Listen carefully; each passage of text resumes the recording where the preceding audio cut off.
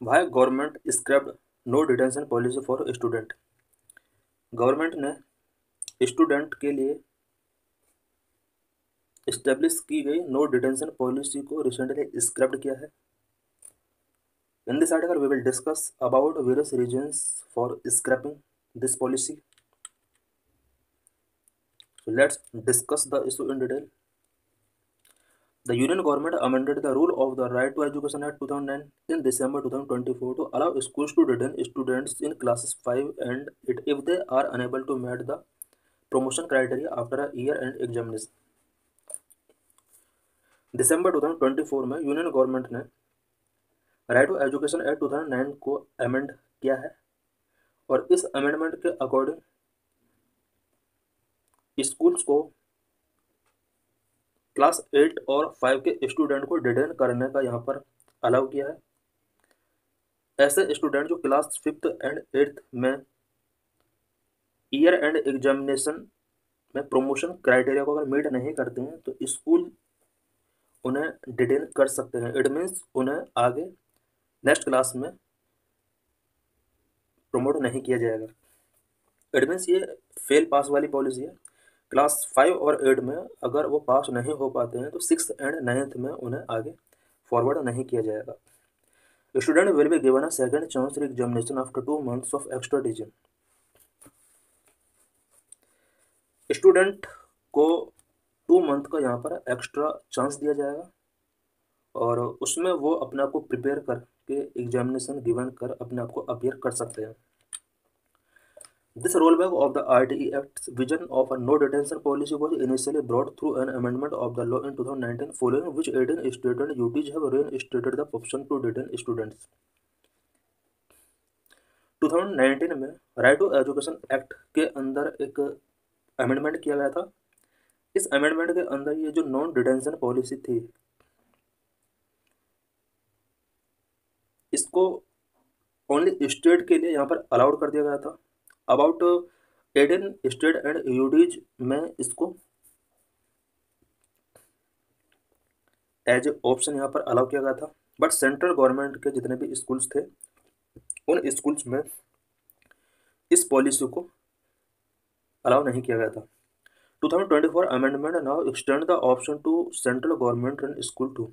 अब 2024 दिसंबर में जो अमेंडमेंट किया गया है इस अमेंडमेंट के अकॉर्डिंग इस ऑप्शन को अब सेंट्रल गवर्नमेंट रन स्कूल्स के लिए यहाँ पर ओपन कर दिया गया है। इनमें CBSE या सेंट्रल गवर्नमेंट के जितने भी स्कूल होंगे उन स्कूल्स में क्लास 5th और 8th में फेल होने वाले स्टूडेंट्स को आगे प्रमोट नहीं किया जाएगा। हालांकि 2 month का यहाँ पर टाइम पीरियड दिया गया है, वो अपने आप को अपियर कर सकते हैं। What was the rationale behind the original no detention policy. इससे पहले नो डिटेंशन पॉलिसी जो इंडिया के अंदर लागू की गई थी उसमें क्या क्या प्रोविजन किए गए थे, उस पॉलिसी के बिहाइंड क्या रैशनल था। When the RTE Act was passed in 2009, it included Section 16, which stipulated that no child admitted in a school shall be held back in any class or expelled from school till the completion of elementary education class 1 to 8। जब RTI Act 2009 में पास किया गया था इस act के अंदर section 16 के अंदर ये प्रोविजन किया गया था कि किसी भी स्टूडेंट को फेल नहीं किया जाएगा और एलिमेंट्री एजुकेशन जब तक उसका कंप्लीट नहीं हो जाता है उसको एनी क्लास में बैक नहीं किया जाएगा, उसको एक्सपेल्ड स्कूल से नहीं किया जा सकता। The spirit of a no detention policy was to ensure that children can learn without unnecessary pressure. No detention policy का स्पिरिट जो था वो ये था, वो इंश्योर करना था कि किसी भी चिल्ड्रन को अननेसेसरी प्रेशर गिवन नहीं किया जाएगा। Detention is demoralising to children. Detention it means अगर बच्चों को फेल किया जाता है तो इससे चिल्ड्रन डिमोरलाइज होते हैं। There was also an understanding that a single final year end examination is not the best way to assess learning and decide on their progress। एक अंडरस्टैंडिंग ये भी था कि फाइनल ईयर एंड एग्जामिनेशन से किसी भी बच्चे की लर्निंग को असेस नहीं किया सकता, उनकी प्रोग्रेस को यहाँ पर डिसाइड नहीं किया सकता।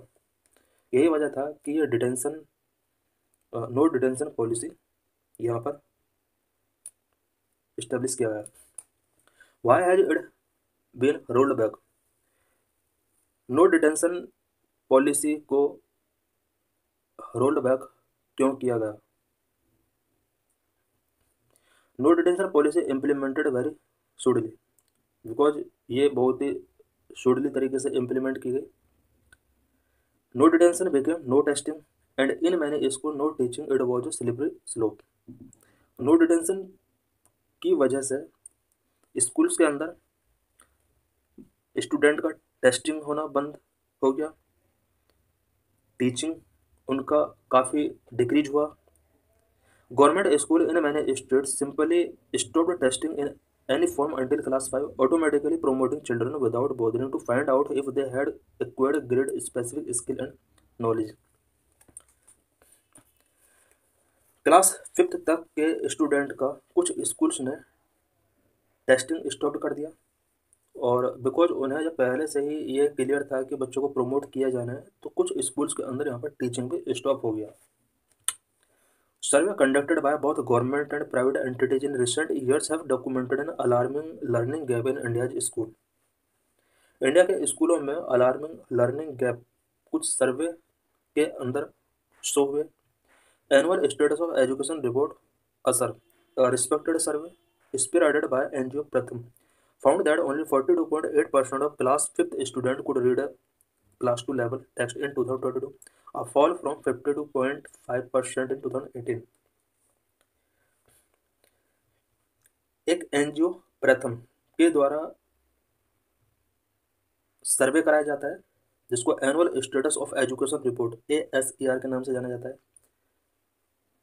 इस सर्वे के स्टेटस रिपोर्ट के अकॉर्डिंग क्लास 5th के 42.8% स्टूडेंट ऐसे थे जो क्लास 2 लेवल की टेक्स्ट बुक नहीं पढ़ सकते थे, जबकि 2018 में ये डाटा 50.5% था।